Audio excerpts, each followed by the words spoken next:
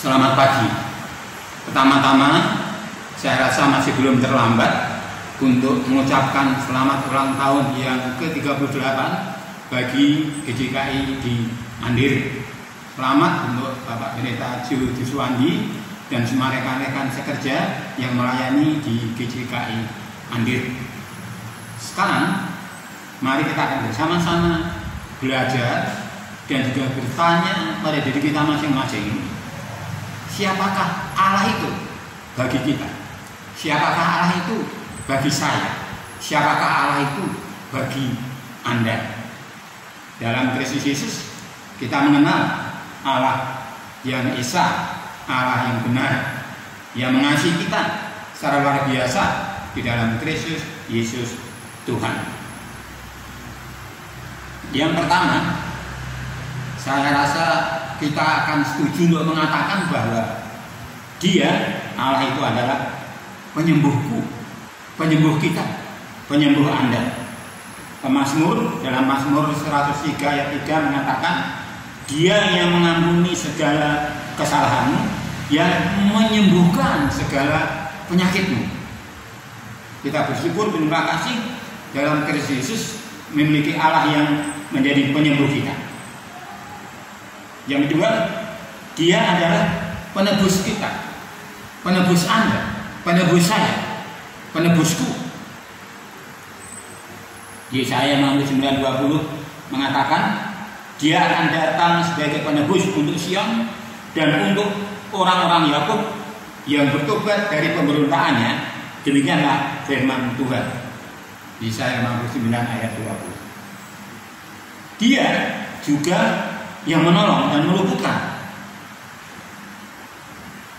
Biarlah bergirang dan bersukacita karena Engkau, semua orang yang mencari Engkau. Biarlah mereka yang menyukai keselamatan daripadamu selalu berkata, Allah itu benar, Engkaulah yang menolong dan meluputkan aku.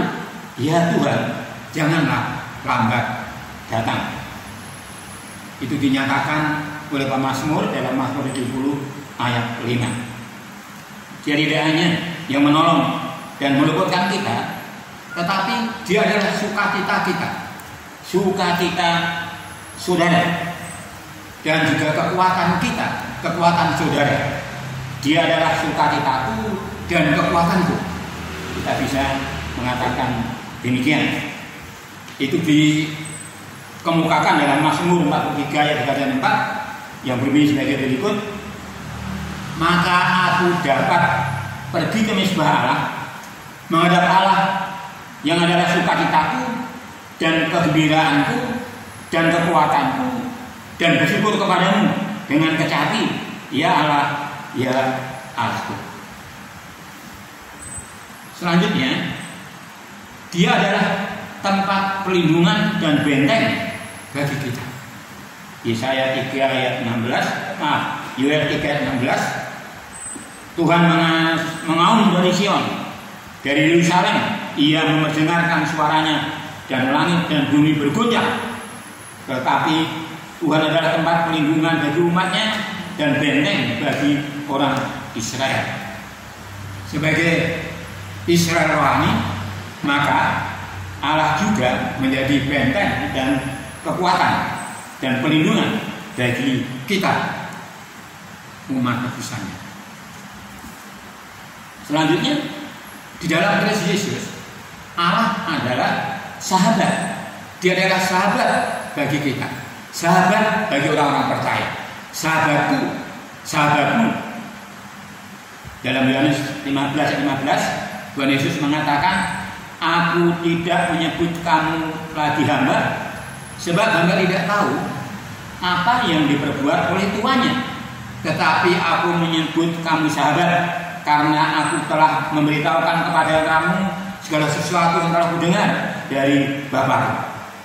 Yohanes 15 ayat 15. Dia tidak hanya sebagai sahabat, Dia adalah pengantara kita. Dalam 1 Yohanes 2 ayat 1, Rasul Yohanes mengatakan, Anak-anakku, hal-hal ini kukatakan kepada kamu, supaya kamu jangan berbuat dosa. Namun, jika seorang berbuat dosa, kita mempunyai seorang pengantara pada Bapa, yaitu Yesus Kristus yang adil. Selanjutnya di dalam 1 Timotius 2:5-6 kita membaca, karena Allah itu Esa, dan Esa pula Dia yang menjadi pengantara antara Allah dan manusia, yaitu manusia Yesus Kristus. Selanjutnya, Dia adalah Allah yang menyegarkan dan memulihkan. Kesegaran kita perlukan setiap hari. Kesegaran jasmani, kesegaran rohani. Pemulihan juga kita perlukan. Pemulihan jasmani, juga pemulihan rohani. Dalam Mazmur 23:3, ini dikenal sebagai Mazmur Gembala, dikatakan di situ, Ia menyegarkan jiwaku, Ia menuntun aku di jalan yang benar oleh karena namanya. Syukur bahwa dalam Yesus Kristus kita memiliki Allah yang menyegarkan dan memulihkan kita. Dia juga tempat pengungsian, juga benteng pertahanan. Tuhan itu baik. Ia adalah tempat pengungsian pada waktu kesesakan. Ia mengenal orang-orang yang berlindung kepadanya. Nahum 1:7. Puji Tuhan, kita semua dalam Yesus Kristus memiliki Dia sebagai tempat pengungsian dan benteng pertahanan. Pada saat kita terdesak, kemana kita mengungsi? Kepada Dia. Di dalam doa kita menyuruh namanya, minta tolong, minta pembelaan, minta perlindungan, dan Dia akan mengabulkan itu. Selain itu, Dia juga benteng pertahanan kita.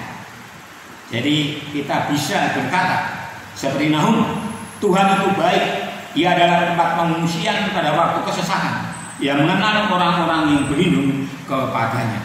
Nahum 1:7. Di dalam Yesus Kristus, Allah itu adalah Bapakku yang kekal, Bapa kita yang kekal, Bapa saudara, Bapa saya yang kekal dalam Kristus Yesus Tuhan. Yesaya 9:6, ketika Dia menyebutkan sebutan-sebutan dari anak yang akan lahir itu, Dia mengatakan Bapa yang kekal. Di dalam Yesus Kristus, Allah kita adalah Bapa yang kekal. Bapa yang mengasihi, memperhatikan, melindungi, memberkati, kadang-kadang mendisiplin, kadang-kadang mengajar, tapi semuanya dimaksudkan untuk mewujudkan perhatiannya dan kasihnya kepada kita semua. Dia adalah kasih. Dalam Yesus Kristus, Allah yang kita kenal dan sebab itu adalah kasih.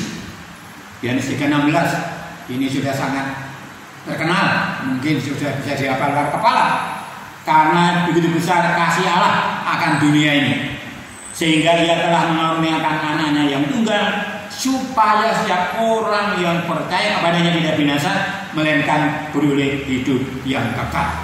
Yohanes 3:16. Ini merupakan satu ayat yang memberikan kekuatan, yang memberikan dorongan semangat bagi semua orang yang menjadi milik kepunyaan dari Allah dalam Kristus Yesus Tuhan, dimanapun di seluruh dunia. Yohanes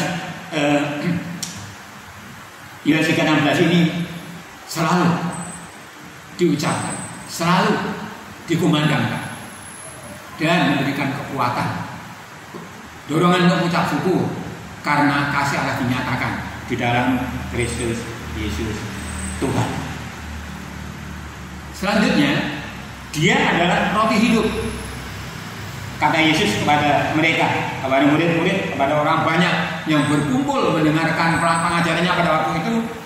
Dalam Yohanes 6:35 dikatakan, Akulah roti hidup. Barang siapa datang kepadaku, ia tidak akan lapar lagi. Dan barang siapa percaya kepadaku, ia tidak akan haus lagi. Ini tidak berbicara pada hal-hal secara jasmani, tapi berbicara lebih pada hal rohani. Di dalam Dia kita akan mendapatkan kepuasan rohani. Di dalam Dia kita akan mendapatkan pemulihan dari kehausan rohani yang ada dalam diri kita, karena kita mendapatkannya secara sepenuh dalam Kristus Yesus Tuhan. Karena kita percaya pada Dia, kita tidak akan mengalami kelaparan rohani dan juga tidak akan mengalami kehausan rohani. Selanjutnya, Allah dalam Yesus Kristus adalah tempat persembunyian kita. Hiding place dalam bahasa Inggrisnya itu tempat persembunyian kita. Tempat kita berteduh, tempat kita bernaung, tempat kita dilindungi dari bahaya. Mazmur 32 ayat 7 kita membaca di situ pernyataan dari Daud, Engkaulah persembunyian bagiku, terhadap kesesatan Engkau menjaga aku, Engkau mengelilingi aku sehingga aku luput dan bersorak Selah. Dalam Yesus Kristus kita juga akan mengalami hal ini dan bisa berseru seperti pemazmur dalam Mazmur 32 ayat 7. Selanjutnya, Dia adalah terang yang abadi, terang yang abadi, terang yang tidak pernah padam, terang yang tidak pernah redup, terang yang tidak pernah buram, selalu bercahaya terang bendera. Dalam kitab Yesaya 60 ayat 20 dinubuatkan situ seperti berikut: bagimu akan ada matahari yang tidak pernah terbenam dan bulan yang tidak surut, sebab Tuhan akan menjadi penerang abadi bagimu dan hari-hari perkabunganmu akan berakhir. Yesaya 60 ayat 20. Allah dalam Yesus Kristus adalah terang kita yang abadi, menerangi hati dan pikiran kita, memberikan jalan untuk kita lalui, menolong kita untuk tidak terantuk, menolong kita untuk tidak tersandung. Allah dalam Yesus Kristus adalah menara yang kuat. Amsal 18 ayat 10, nama Tuhan adalah menara yang kuat, kesanalah orang benar berlari dan ia menjadi selamat. Menara yang memberikan petunjuk, menara yang memberikan arah. Di dalam samudera yang luas, pada saat kapal-kapal berlayar, maka ada tempat-tempat tertentu di mana dijadikan mercusuar di situ, memberikan pertolongan kepada kapal-kapal itu untuk tidak menendang pulau karang atau menabrak pulau karang atau bukit-bukit yang ada yang bisa juga menonjol di lautan. Jadi mercusuar itu memberikan petunjuk bahwa ada tempat-tempat yang harus dihindari, harus belok kiri, tidak boleh terus, karena kalau terus dan tidak ada mercusuar itu, maka kapal akan menabrak batu karang yang ada di lautan sehingga tenggelam. Tapi syukurlah ada menara yang kuat. Syukurlah ada cahaya yang kuat, terang abadi yang melepaskan kita dari ketersesatan. Dia adalah menara yang kuat, ya. Amsal 18 ayat 10. Nama Tuhan adalah menara yang kuat, kesanalah orang benar berlari dan dia menjadi selamat. Berikutnya, dia tidak hanya sebagai menara yang kuat, tetapi dia adalah tempat pembaringan, tempat untuk berbaring, tempat untuk layak-layak, tempat untuk menguatkan diri, tempat untuk berbaring sehingga kita dikuatkan lagi, kelelahan kita dipulihkan dan kita bangun berdiri berjalan dengan iman yang kuat. Yeremia 30 yang mengatakan, umatku tadinya seperti domba-domba yang hilang, mereka dibiarkan sesat oleh gembala-gembalanya, dibiarkan mengembara di gunung-gunung. Mereka berjalan dari gunung ke bukit sehingga lupa akan tempat pembaringan. Allah dalam Yesus Kristus memanggil anak-anaknya, memanggil umat tebusannya untuk datang kepadanya dan menjadikan dia tempat pembaringan, tempat untuk istirahat, tempat untuk bersandar, tempat untuk berteduh, sehingga kita dikuatkan kembali, dipulihkan kembali. Selanjutnya, Allah dan Yesus Kristus adalah roh kebenaran. Yohanes 16 ayat 13. Tetapi apabila ia datang, yaitu roh kebenaran, ia akan memimpin kamu ke dalam seluruh kebenaran. Sebab ia tidak akan berkata-kata dari dirinya sendiri, tetapi segala sesuatu yang didengarnya itulah yang akan dikatakannya, dan ia akan memberi keterangannya kepadamu hal-hal yang akan datang. Dalam Yesus Kristus kita diberitahu mengenai hal-hal yang akan datang. Sudah nanti kemana? Kapan Yesus akan kembali? Dan perkara-perkara ilahi, perkara-perkara rohani yang lain. Selanjutnya, dia adalah tempat perlindungan terhadap angin ribut, naungan terhadap panas terik. Angin ribut dan panas terik merupakan gambaran dari pergumulan-pergumulan, tantangan-tantangan yang kita hadapi selama berada di dunia ini. Tetapi di dalam Yesus Kristus kita mendapatkan perlindungan untuk menghadapi itu semua. Sebab engkau, Yesaya 25:4, sebab engkau menjadi tempat perlindungan bagi orang yang lemah, tempat pengungsian bagi orang yang miskin dalam kesesakannya, perlindungan terhadap angin ribut, naungan terhadap panas terik. Sebab amarah orang-orang yang gagah sombong itu seperti angin ribut di musim dingin. Kita mendapatkan perlindungan, mendapatkan naungan, mendapatkan perteduhan. Dia adalah kehidupan yang kekal. Yohanes 5:20.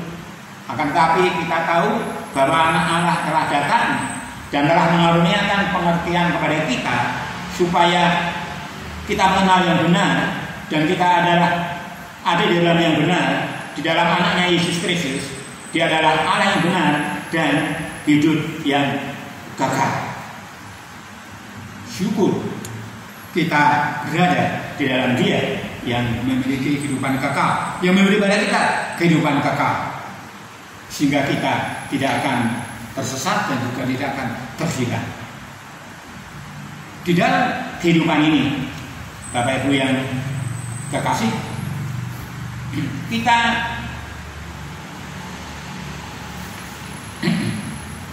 di dalam kehidupan ini kita sering menghadapi banyak hal yang mungkin tidak bisa kita maklumi. Manusia itu dilahirkan satu kali, mati dua kali. Jadi manusia yang berada di luar Kristus itu lahir satu kali, mati dua kali. Lahir dari rahim ibu, mati secara jasmani ketika rohnya meninggalkan dia, lalu mati kekal selama-lamanya, tidak mendapatkan kelepasan. Tetapi yang percaya pada Yesus Kristus, maka orang-orang itu dikatakan lahir dua kali, mati satu kali. Lahir yang pertama, lahir secara rohani karena percaya pada Yesus Kristus.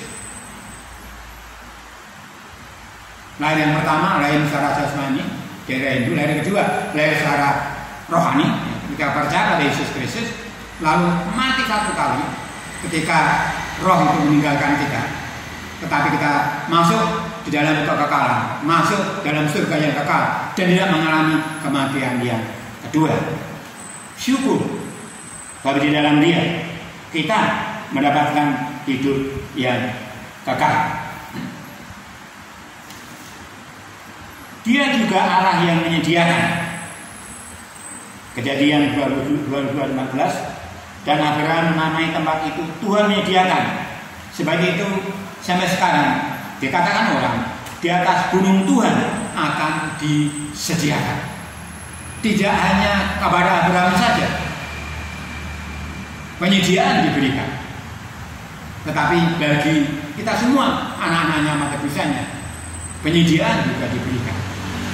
Melalui berbagai cara, memberkati pekerjaan kita, memberkati usaha kita, sehingga kekurangan kita setiap hari terpenuhi, dan kita bersyukur, berterima kasih karena Allah dan Yesus Kristus adalah Allah yang menyediakan semua keperluan kita.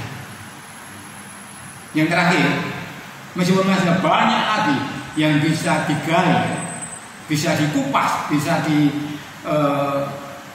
dikemukakan, bisa diajarkan sehubungan dengan Allah yang kita kenal dalam Yesus Kristus. Tetapi kita hanya akan membatasi pada apa yang kita bahas bersama pada pagi hari ini. Dia adalah Tuhan damai sejahtera. Tuhan damai sejahtera. Setiap orang merindukan memiliki damai sejahtera. Dan dalam Yesus Kristus itu disediakan. Dalam 2 Tesalonika 3:16 Rasul Paulus berkata, dan Dia Tuhan damai sejahtera.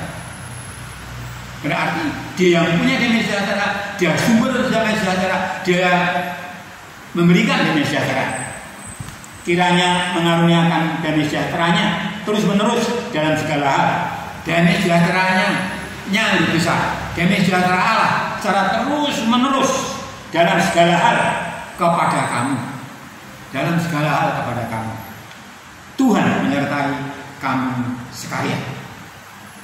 Jadi Bapak Ibu, saudara yang kasih dalam Tuhan, kita bersyukur bahwa di dalam Yesus Kristus kita memiliki Allah yang adalah penyembuh kita, yang adalah penebus kita, yang menolong dan meluputkan, yang merupakan sukacita dan kekuatan kita. Dia adalah tempat perlindungan dan benteng kita. Dia adalah sahabat kita, sahabat yang tidak pernah mengkhianati, sahabat yang selalu memperhatikan, sahabat yang selalu memberikan yang terbaik. Dia juga pengantara kita. Dia juga yang menyegarkan dan memulihkan. Dia tempat pengungsian, benteng pertahanan.